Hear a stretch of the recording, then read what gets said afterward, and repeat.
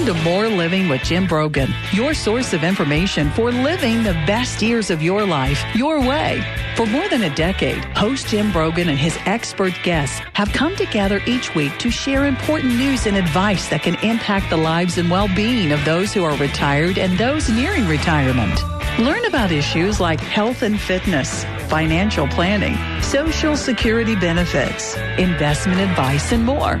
And now, here's the host of More Living, Jim Brogan. Hey, welcome to More Living with Jim Brogan, where it's all about living the best years of your life your way. This is News Talk 98.7 WOKI. How safe are you when you are using social media? Are you exposing yourself or your kids or your grandkids and putting them at risk every time they post something? People are more connected today than ever. You know, we got big tech, Facebook, Twitter, LinkedIn, TikTok. It just goes on and on and on. And I know we all use this stuff, or at least most of us do. I don't use it a huge amount of time, but I do get on there. And I know many of you do. And I particularly like to see photos of friends, my family. I like to check out on the Tennessee scene, you know, with the sports, football, basketball.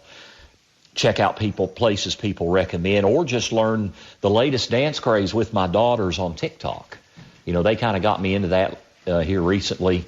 You know, they're always wanting to do crazy stuff with me and do funny videos with me. So social media also helps companies build their brands. It allows friends and relatives to connect, provides weather, event updates. Social media is a big, big business, and it attracts millions of users and generates billions of dollars in revenue, and it's certainly here to stay. But there is a deeper, darker side to social media. You know, sometimes users can be targeted for scams. Cyberbullying is prevalent among youth. And data tracking and usage is no longer yours to control. You know, I think a lot of this stuff, you know, can be really, really good if it's used properly, but it can also be misused. So this morning, Jamie Fromberger, she's a social media expert and educator. She's joining us, and we're going to talk about the good, the bad, and the ugly of social media. Good morning, Jamie. Welcome to More Living. It's great to have you with us. Good morning. Thank you so much. Absolutely. Jamie, give us a little bit about your background. You've been working on social media security for a while now. Just give our listeners a sense for, you know, the kind of stuff you've been doing. I have. It's been about 6 years now. I do marketing as my full-time career for businesses. So when you mention how important it is for their revenue and their exposure, I have that side of it. So I know how to target the customer. And then in addition, I've partnered with Knox County Schools, Street Hope, and then local churches and stuff. And I go around and I help educate parents on what they may not know, because our generation did not grow up with this kind of exposure. And, you know, when we would go home from school, it would end. Our peer interaction would be face-to-face, and now it kind of comes home online. And so it's telling them what they're missing out on, what they don't know that their kids are seeing online.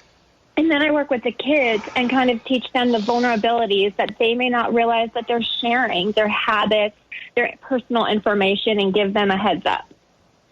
You know, that's a great point about coming home from school, Jamie. I've got two girls. I have a sophomore in college, and then I have a freshman in high school. And, you know, I'm concerned, as many parents are, with the amount of time our kids spend on their phones and on social media. But I had not thought about the fact that you're right. You know, growing up, when I came home from school, I would be disconnected from the friends, largely. I mean, we didn't even have cell phones back in the 80s. So we would be disconnected and home with our families. And, you know, I guess there's that, you know, it seems like depression is higher among youth today. I guess people are always comparing themselves to each other. I guess this all kind of feeds into each other. It is, because if you look at a typical Friday night, you didn't know what other people were necessarily doing, and you didn't know that you were excluded. And now you're seeing it live action, and sometimes people can get as ruthless as tagging you in an event so that you know that you weren't there. And it even carries over to parents, tagging other parents and things like that. And it's a different generation right now.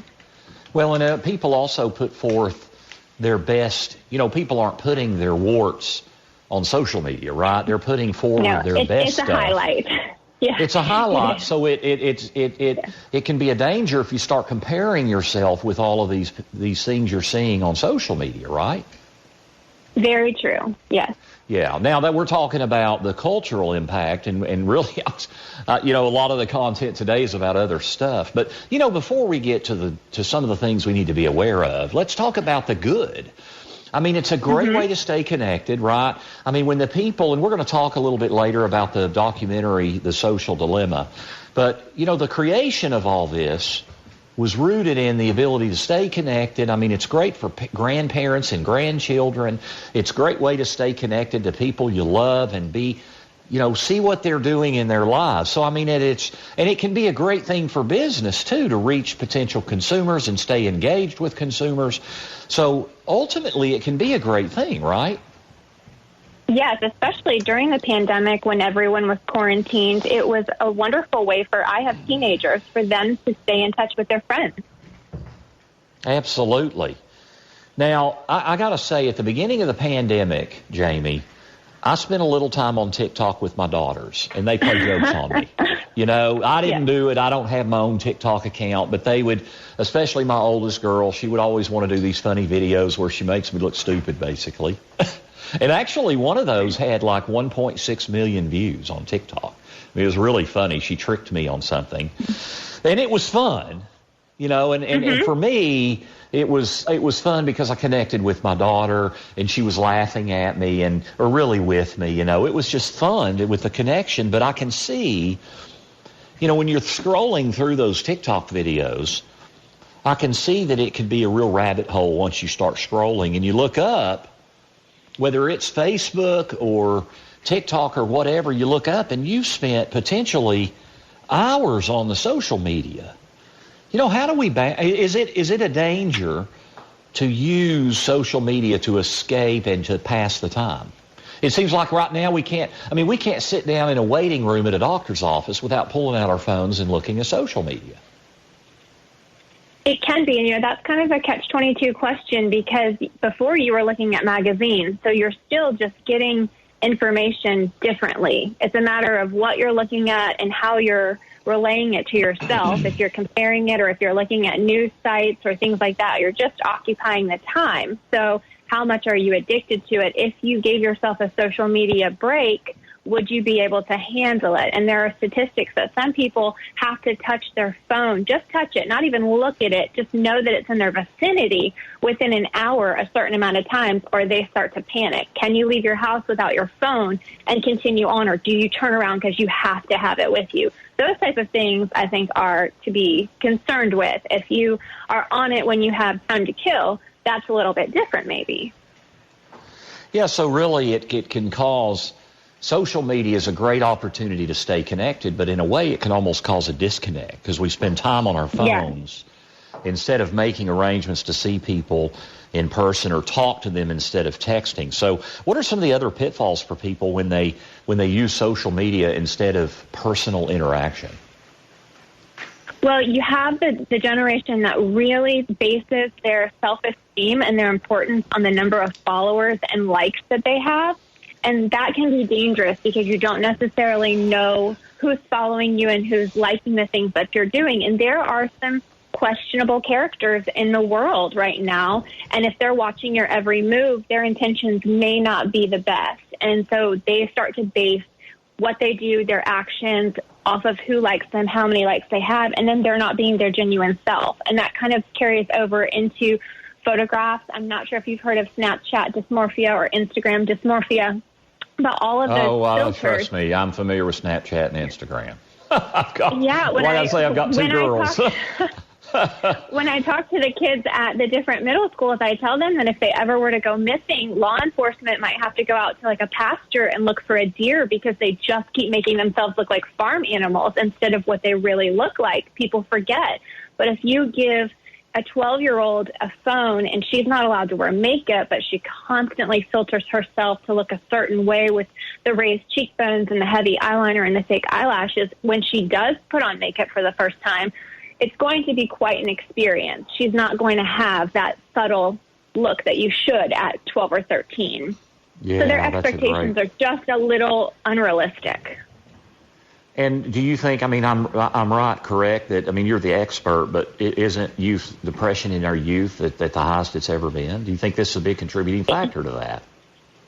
It absolutely is, because people have such an anonymous point of view online. They feel warranted to say whatever they want, right? Whereas I don't feel that they would do that face-to-face most of the time. Yeah, I think you're right about that. So they can Absolutely. highly insult someone else, even if it's just with an emoji or a dislike or something like that. You're in, like, reading what somebody says through language of text, and it can always be taken wrong. It's very hard to read through what someone means. That's exactly right. We're visiting with Jamie Fromberger. She's a social media consultant and expert, and we're going to get into, what are some of the actual dangers, like the predatory concerns? How can we be protecting our kids? How can we be protecting ourselves? What about things like identity theft and all kinds of, and physical dangers? So we're visiting with Jamie Fromberger, so stay tuned as you're listening to More Living with Jim Brogan right here on News Talk 98.7 WOKI. You are listening to More Living with Jim Brogan. During the week, Jim is a financial advisor, an author and speaker with an MBA from the University of Tennessee, who specializes in helping people in or near retirement plan for the next phase of their lives. You can reach Brogan Financial during the week at 865-862-6800 or on the web at broganfinancial.com. And now, here's Senior Market Advisor Magazine's 2011 National Advisor of the Year and host of More Living, Jim Brogan. It's Saturday morning. You're listening to News Talk 98.7 WOKI. I'm Jim Brogan. You're listening to More Living. And we're visiting, it's a very important topic. How safe are you with all the online social media? Facebook, TikTok. Jamie, our guest, mentioned Instagram and Snapchat. We're visiting with Jamie Fromberger. She's a social media expert, consultant.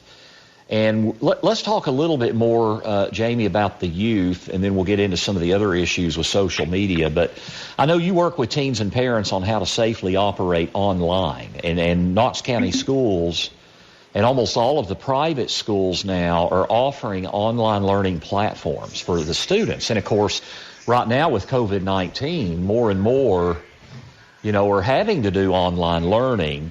But, the schools were already doing these online platforms. So what are concerns about the access to the Internet for students, especially younger students?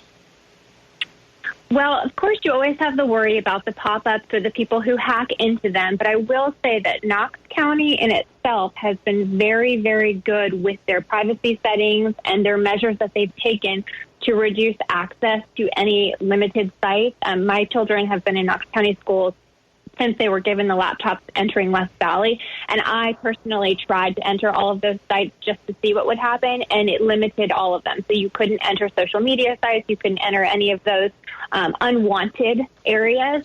And so that I found to be very reassuring. I have one doing virtual, and we haven't experienced any of the unwanted visitors that I know horror stories do speak of.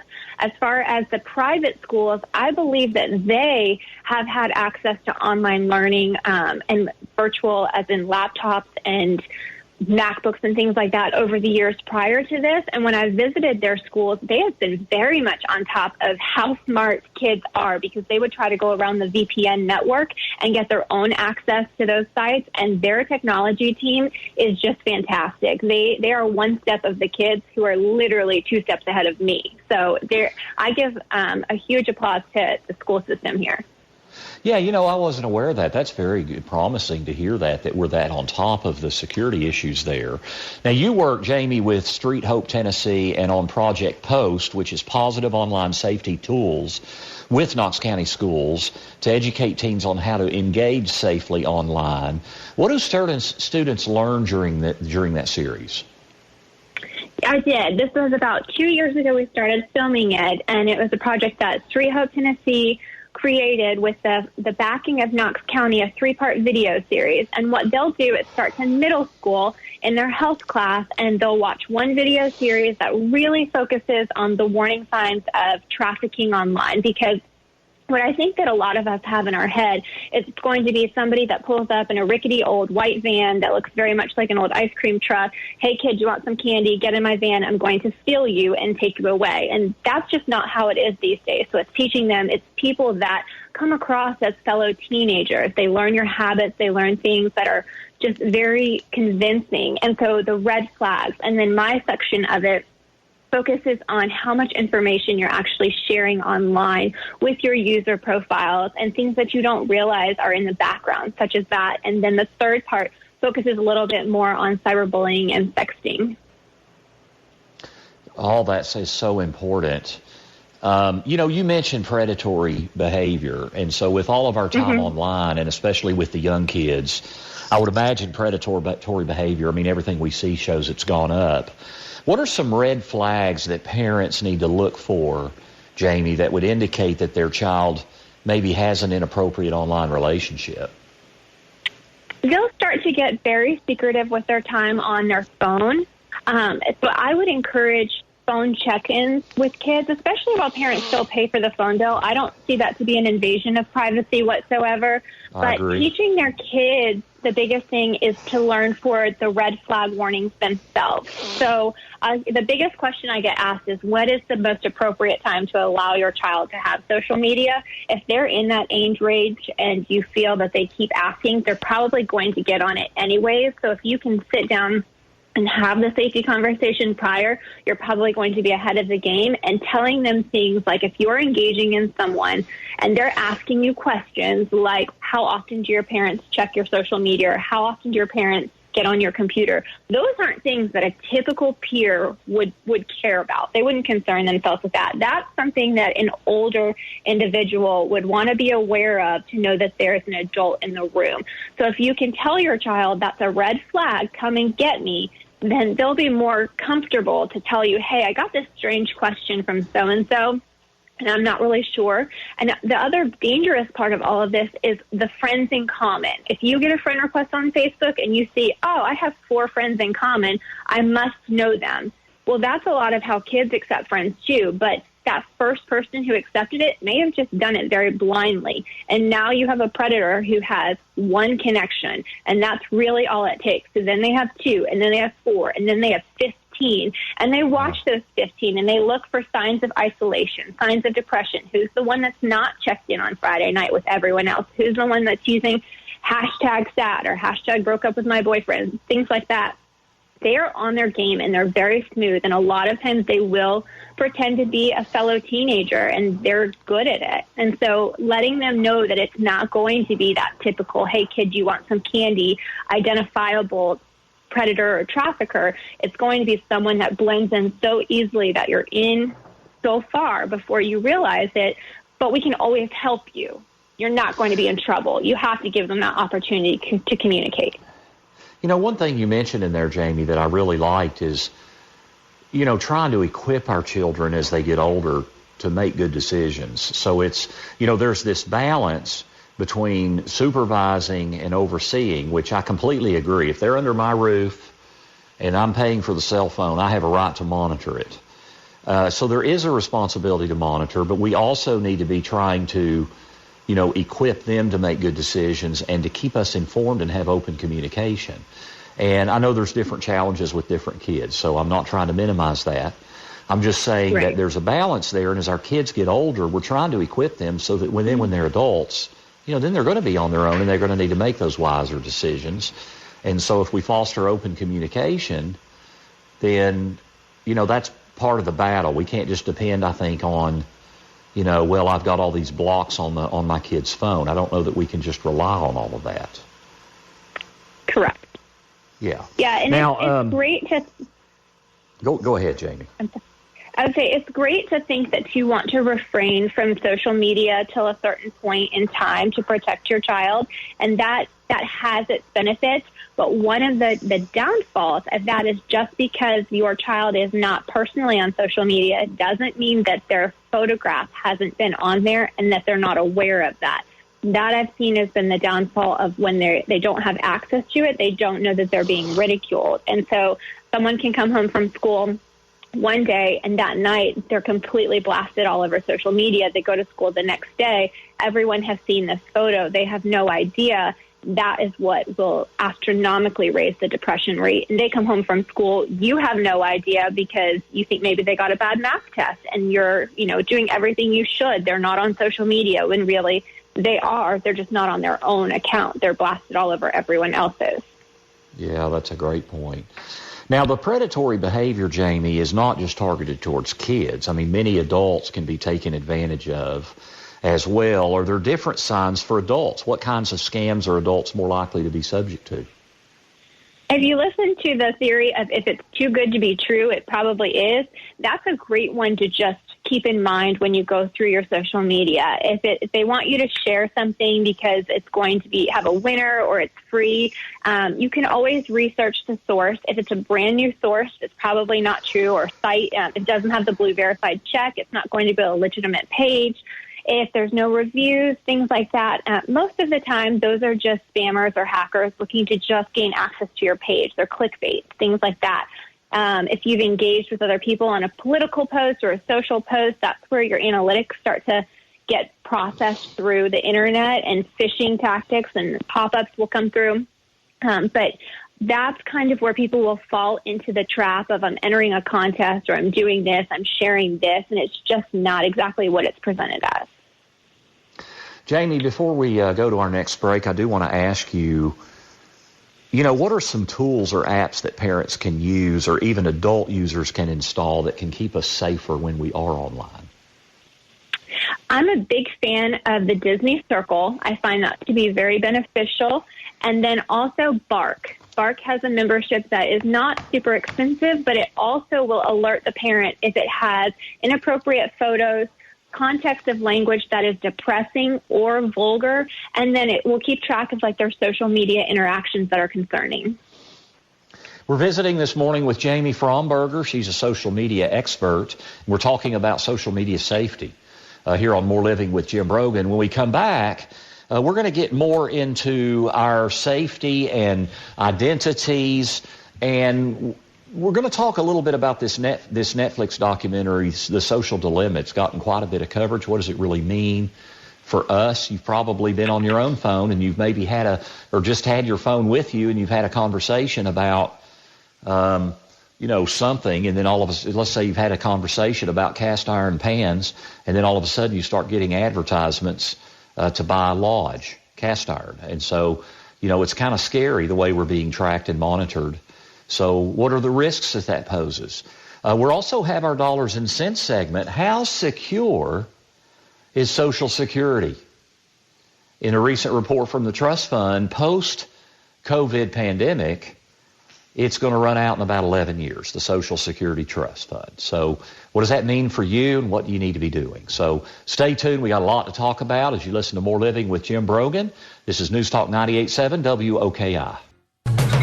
His weekly radio show, television news appearances, and adult education classes taught at the University of Tennessee and Pellissippi State Community College, Jim taps into his extensive knowledge and experience to address issues important to living your best retirement. Join Jim every Saturday morning at 9 a.m. here on News Talk 98.7 WOKI, and visit him online at BroganFinancial.com. And now, here's the host of More Living, Jim Brogan. Thanks for tuning in. This is More Living with Jim Brogan here on News Talk 98.7 WOKI, where it's all about living the best years of your life your way. And, social media is a great way to stay connected, but there are also more and more dangers as it becomes a bigger and bigger part of our lives. We're visiting with Jamie Fromberger. She's a social media expert. She's a consultant. She's worked with the school systems here in town. Also with some law enforcement agencies, so it's great to have her on. Before we get back to Jamie, however, it is time for dollars and cents. Want to be sure you are getting the most out of your retirement? For all the years of your retirement? That's the primary goal of More Living with Jim Brogan and our Dollars and Cents segment, where we provide you with an important financial tip that will help positively impact the quality of your life in retirement. And now, here's Jim with this week's Dollars and Cents tip. How secure is Social Security? That's our topic today on Dollars and Cents. You know, earlier this year, the Social Security Trust Fund announced, there's really the Congressional Budget Office, that the Social Security Trust Fund was secured until 2035. But that was pre-pandemic. And due to the COVID world and all the layoffs, think of all the people that have lost their jobs or been furloughed. And those people have not been paying Social Security payroll tax into the system. So there's been a huge reduction in the amount of money going into the Social Security Trust Fund through our payroll taxes since March. And so there's been a recent analysis by the Congressional Budget Office, and it's now projected that Social Security Trust Fund will run out in 2031. So that's 11 years from now. And at that point, the estimate is that Social Security incoming payroll taxes would fall about 25% short of funding the potential obligations and liabilities. You know, it's not long. We're going to have roughly 80 million people in 2024, 2025 that are going to be on Social Security retirement. At that point, all baby boomers will be 70 years old. 2034. All baby boomers will be 70 years old. And so over that next bit of time, we're going to go from about 60 million Social Security beneficiaries to make closer to 80. So we're going to increase our beneficiaries by 33%. So that's quite a number. But despite the looming financial crisis with the debt and all the spending from Congress, Social Security reform is just frankly not at the top of anyone's legislative priority list. No matter who wins the White House here in a couple of weeks or which party controls the House and the Senate, nobody's worrying about that right now. So, you know, the political environment right now is just nothing's going to happen immediately no matter who wins, in my opinion. You know, we have 200,000 people dead from coronavirus. God bless any of you that have been impacted. And millions that are out of work. So it's just not at the top of the list of priorities. But it's a problem for down the road. Now, what does that likely mean for you? It doesn't seem likely to me that we're just going to, you know, all of a sudden have a 25% reduction in your Social Security benefit. They're not going to just automatically reduce the benefit of 80 million Americans. You know, if you're over 60 years old, I think the base structure of Social Security is unlikely to change for you. Could they do additional means testing where more of your Social Security benefit gets taxed for ordinary income tax? Yes. I think that's very likely. But fundamentally changing, for example, Social Security full retirement age, if you're 60 or up, very unlikely. If you're under 50, it's very likely we're going to see some changes. If you're between 50 and 60, it's really up in the air. But what would those changes look like? I mean, they've talked about adjusting the benefit. You know, some have talked about, you know, adjusting it to favor lower income workers. They've talked about adjusting the cost of living formula, increasing the portion subject to income taxes, as I just said, or raising the full retirement age. You know, if they raise the full retirement age to 69 for those that are under 50 years old, that would essentially be roughly a 12% reduction in your Social Security benefit, because your full benefit would be put back 2 more years. So that would reduce your benefit by about 12% based on whenever you file. So there's a lot of ways to address this. Bottom line is, if you're already, 60 or up, I think the big thing is just to understand, you're going to probably pay down the line all income tax on all that income. Right now, you don't have to. If you're younger, you should probably run analysis in your financial plan. You should run different scenarios. What is it under current law? And then if there was a 20% reduction in your Social Security benefit in the future, how would that affect you? And I think that's all useful. I think it's not useful to just assume it will not be there for you.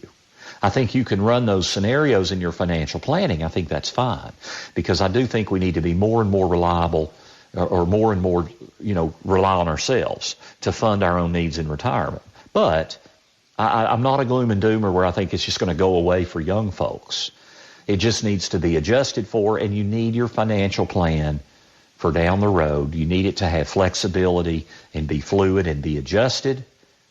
And you've got to, above all else, you got to have a financial plan. You got to know, where am I now? Where am I wanting to get to? What are the risks of me getting there? And how do you implement the plan? That's how do you invest your money. It's how do you structure income down the line? How do you structure for short-term cash needs, whether it's emergencies or short-term income? How do you minimize taxes now and in the future? How do you plan for health care risks? And what is your estate plan? How are you going to take care of not only you and your family, but all of your other loved ones? So develop a financial plan that is fluid and takes advantage of opportunities as they evolve. That's our Dollars and Cents segment for this week. You can find this week's Dollars and Cents segment and others by visiting BroganFinancial.com. Please do check us out at BroganFinancial.com. Also, if you click on resources, I've got a new guide out. You might have heard me talk about it this week on the radio. The election, federal stimulus, and the stock market. I can't tell you how many people are asking me, Jim, how might the election affect the stock market? It's a very good, neutral, objective guide that looks at data. We look at investor behavior. What can we learn from that?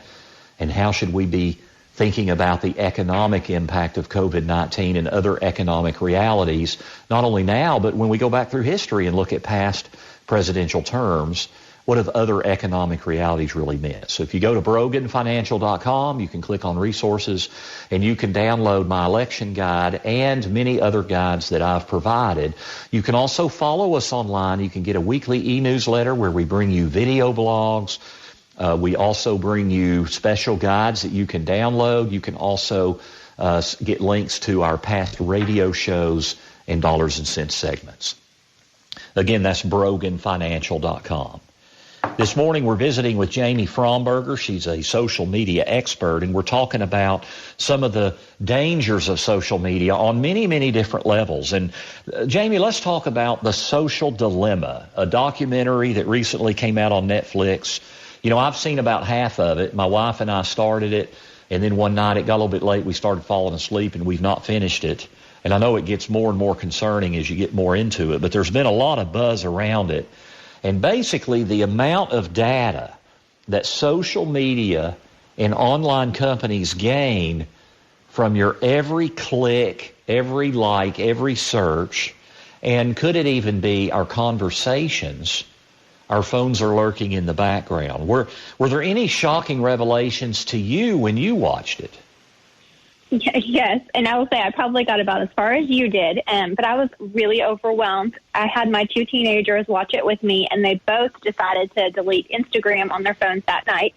It did quickly resurface back, but I was more surprised than I expected to be, because doing the marketing aspect of it, I know how the analytics work and the targeting and how what you click makes me be able to know your interests to provide revenue for the businesses. But I will say that I continuously pictured those two guys in my head running around, or the three guys. Well, she likes this. She's going to do this. We need to have a pop-up. And so every time I'll get a pop-up for something, I picture them sending me the pop-up to my phone to get my attention. So that was kind of surprising to me with how much work actually went into it. Yeah, and what you're talking about there, Jamie, for those of you that haven't seen it, is, they're tracking everything we do. And what was alarming to me, and it makes sense if we really sit down and think about it, but, they're being paid to get us to spend more time on our phones and on our devices. Because the more time we spend there, the more data we're consuming, right? So advertisers, a Facebook, they want you on your phone. And so they're trying to do everything they can. So it's almost like feeding an addiction, and they're trying to do it. I mean, is that a safe way to say that? So you mentioned the three guys in the room because they were using to kind of paint the picture of what's going on, even though it's all done through, through automation and through, these geniuses in Silicon Valley that do this programming. But they're basically trying to, when you're not engaged, they're trying to get you to engage more. And then when you are engaged, they're trying to keep you there.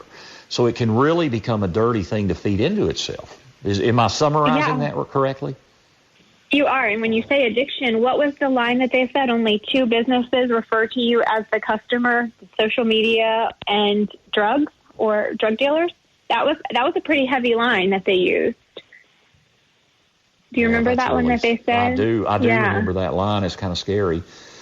It just brings up so many things because, it can, at some level, it can be very productive. I mean, it's good for businesses to be able to target consumers who would be interested in what they do. I mean, that's what we as consumers, even me, myself, when I'm on both sides of that. I'm a business.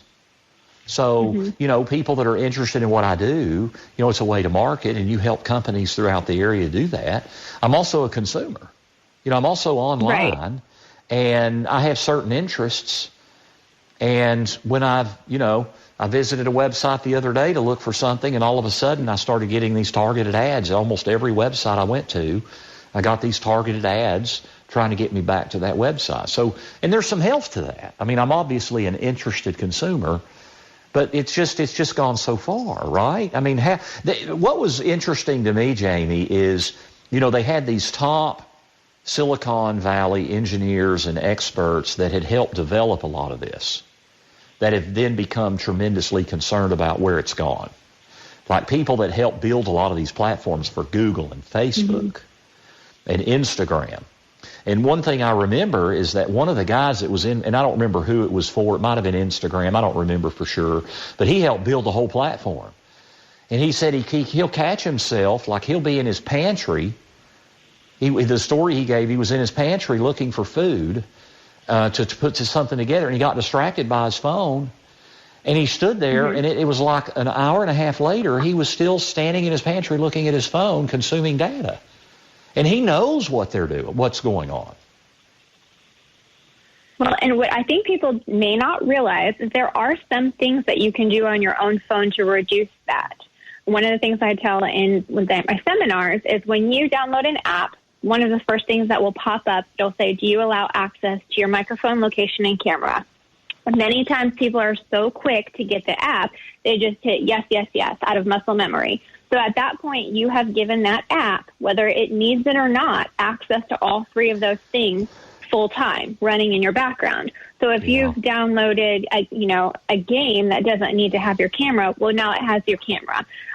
For instance, Snapchat, if you ever went through their 11-page rules and regulations, it primarily says in there that you are allowing it to use your camera full time and then provide it to third parties. So I have that highlighted that I hand out to the students. They can see that their information is going to third parties. But if you went to your Safari and you can hit your websites, you can see if all of them are using your camera, microphone, and location. And it may be only when asked, deny, or always. And if it's on always, then every website you visit has access to your camera, microphone, and location. People don't know that that's in there, and that's the general iPhone setting. I only have an iPhone, so I'm not super familiar with Android, but I'm sure it's something like that with the Chrome. Same thing with if you go to your settings and you do reduce pop-ups on your phone, it has Apple advertising, and you can see your own analytics. And if you remove that, it'll help stop it. But it should have your date of birth in there and your location, but you can block the pop-ups from there, and that should help a lot.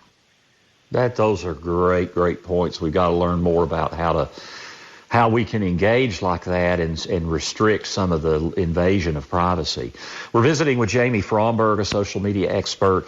Jamie, we're almost out of time. We're going to have a short last segment, but I do want to get into the permanent nature of what we post and helping people, especially the kids, understand that. And there can ultimately be benefits to this. How do we use it productively? You've already kind of shared a little bit about some of that, about how we can use it and not have our settings, protect us somewhat. So stay tuned as we visit with Jamie Fromberger. This is More Living on News Talk 98.7 WOKI. Thank you for listening to More Living with Jim Brogan. If you miss any of today's show or want to listen to it again, visit broganfinancial.com, where you can access the podcast and other educational materials to help you in your journey through retirement. And now, here's Senior Market Advisor Magazine's 2011 National Advisor of the Year and host of More Living, Jim Brogan. This is News Talk 98.7 WOKI. You're listening to More Living here on, I'm Jim Brogan, on Saturday morning. And we're talking about some of the good things, but also some of the dangerous things about social media and the world we live in with all of the big tech stuff. Check us out online, broganfinancial.com. If you've missed part of this radio show, we'll have it ready within a day or two. We'll have it certainly by early next week. You can also sign up at my website, broganfinancial.com, to get our e-newsletter, which provides you a link to our most current radio content. You can also download our resources. My most recent resource is a guide to the election. It's the election from the stock market. It's the election, federal stimulus, and the stock market. How's this possibly going to affect your money? So do check us out online. Now, Jamie, I mentioned there, one of the hardest things for many children and teens to grasp is that whatever they put on the internet or they upload through a social app or send through a text even, it maybe could be accessible forever. You know, I have great memories of childhood and college years that are documented with physical camera photos, but how important is it for people, and especially our young people, to understand the non-erasable nature of the digital world? You know, it can impact their future greatly. Right now, it's 25% of college admissions officers look at prospective students as they go through their applications. And I don't think that kids realize that that's available. Yeah, you're basically putting it's kind of like you're exposing yourself completely to any prospective school or an employer. It is, and we do have, in Tennessee, it's the Employee Online Privacy Act, so while an employer can't necessarily request your password and ID to sign on, if they did, there's no real penalty, but they can use whatever they find against you online that's public, and they can terminate you for it, and they have every right to do that. So there's a lot that could be used against you, and what you're doing right now may not be in your future thoughts. Now, Jamie, as I mentioned, social media itself is not evil, and it's actually a great tool. And many companies use it to communicate. We use it to consume data. We can get access to information so easily now. So there are many benefits for social media. So bottom line, big picture, what do you think's the best way? And we just have just a quick 30 or 40 seconds, Jamie. What's the best way for people to look at their social media use? Just ensure that you're being as safe as possible. You're not providing too much personal information with your username, your location sharing, and your habits, and that your conversations are meaningful. And what you share, you would share with everybody, the businesses you follow or who you truly like to follow, and that you're doing something of importance within your network. That's a great word. Jamie, if people are interested in you as a consultant, how can they find out more about Jamie Fromberger? They can just email me directly, jamiefromberger@gmail.com. Jamie Fromberger at gmail.com. Jamie, thanks so much for taking time out of your busy schedule. You know so much about this, and it was very enlightening for me, and I'm sure for many of all of our listeners. Yeah, thank you for having me so much. Thank you, Jamie. That's Jamie Fromberger. Okay. And, today we've been discussing social media and how to use it, because greater application can provide for more living, so you can live the best years of your life your way. Thank you, Chris. Thank you, Jill, producing the show. This is More Living with Jim Brogan. Have a great week. This is News Talk 98.7 WOKI.